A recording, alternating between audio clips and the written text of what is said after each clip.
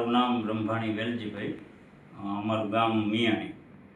હવે અમારા ગામની અંદર 8 થી 10 દિવસ પહેલાં સ્મશાનની અંદર મૂર્તિ તોડી નાખી હતી કોઈ અજાણ્યા દારૂડીએ.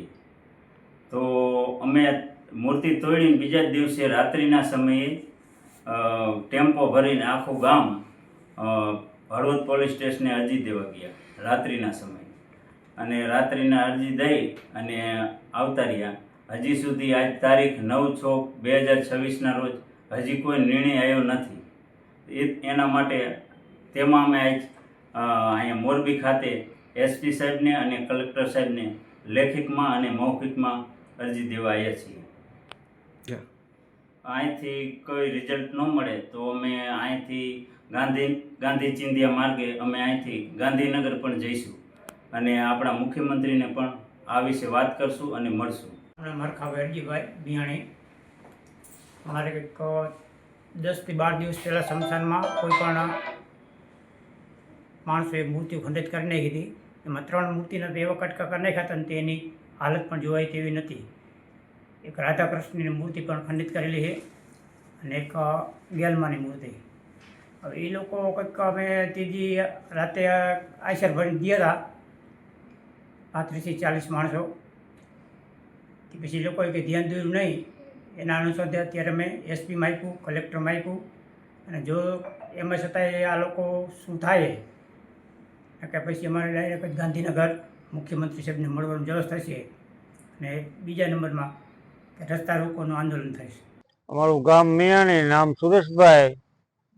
અઠવાડિયા 10 દિવસ પહેલા દારૂડિયાએ એની મોજ મસ્તીમાં સ્મશાનની અંદર 5 થી 7 મૂર્તિઓ ભાંગી વાળી છે અને એમાં 3 મૂર્તિઓનો તો કટકો નથી રહેવા દીધો. અને ત્યારબાદ પછી ખબર પડી એટલે ગામ આખું ભેગું થયું. ગામ ભેગું થઈને હળવદ પોલીસ સ્ટેશને ગયું, અહીંયા અરજી દીધી. પણ એ બીજા દિવસે પોલીસે દેખાડવા ખાતર 2-3 દારૂડિયાને પકડ્યા અને 2 ને તો રાતે છોડી દીધા. અને એક હજી જે મૂર્તિ ભાંગવા વાળો છે એનું કોઈ ઓલું જ નથી. અને અમે અઠવાડિયું 10 દી થયું અરજી આપેલી છે, એનું કોઈ નિરાકરણ નથી આવ્યો, કોઈ સમાચાર નથી. એના કારણે અમે આજ મોરબી એસપીમાં અને કલેક્ટર ઓફિસે લેખિત અને મૌખિક રજૂઆત કરી છે.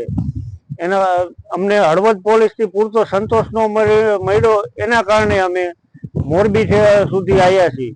અને કદાચ જો મોરબી એસપી સાહેબ અને કલેક્ટર સાહેબથી સંતોષ નહીં મળે તો અમે ગાંધીનગર જવા પણ તૈયાર છીએ ગામ આખું.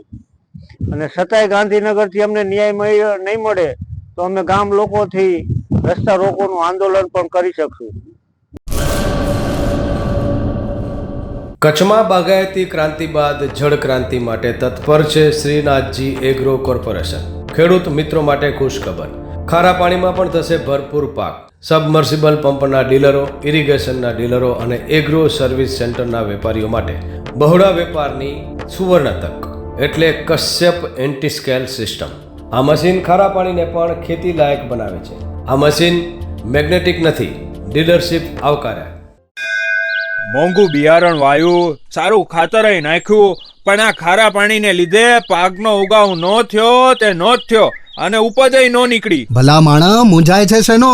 ખેતરમાં લગાવ કશ્યપ એન્ટીસ્કેલ મશીન, જે ખારા પાણીને બનાવે ખેતી લાયક અને ફળદ્રુપ જમીન સાથે આપે મબલખ પાક.